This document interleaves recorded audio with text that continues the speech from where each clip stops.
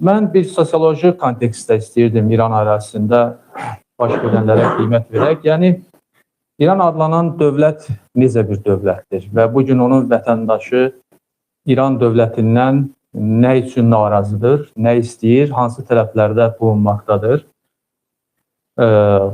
Belə götürdükdə kifayət qədər polietnik bir ölkədir. Yəni, artıq bu barədə belə deyək ki, statistik rəqəmləri də diqqətə gətirməyə ehtiyac yoxdur. Amma faktiki olaraq Fars Molla rejimi tərəfindən uzun bir sürədir ki,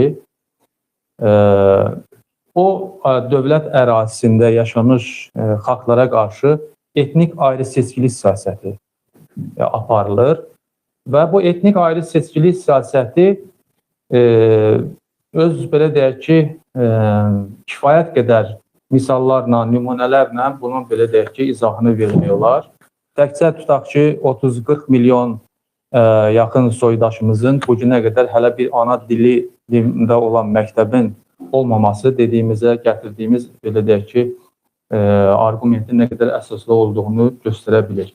Eyni zamanda dini kontekstdə də bu ölkədə ayrı seçkilik hökm sürməkdədir. Ən azı din daxili təriqətlər münasibətlərdə kifayət qədər qeyri-tolerantlığı ilə seçilən bir cəmiyyətdir İran cəmiyyəti. Bundan başqa faktiki olaraq assimilyasiya, bəzi xalqlara qarşı assimilyasiya siyasəti aparılıbdır. Bəzi xalqlara qarşı da İran daxilində yeri gəldikdə izolyasiya siyasəti aparılıbdır və məqsədli şəkildə dövlət tərəfindən bu siyasət aparılıb və bugün də onun belə deyək ki, acı reallıqları, nəticələri onların baxışından, yəni ortadadır. Ondan başqa mən qeyd edərdim sosial ədalət. Yəni İran adlanan bu dövlətdə öz vətəndaşına qarşı sosial ədalət kontekstində biz dəyərləndirmə aparsaq, nə qədər ədalətli bir dövlətdir?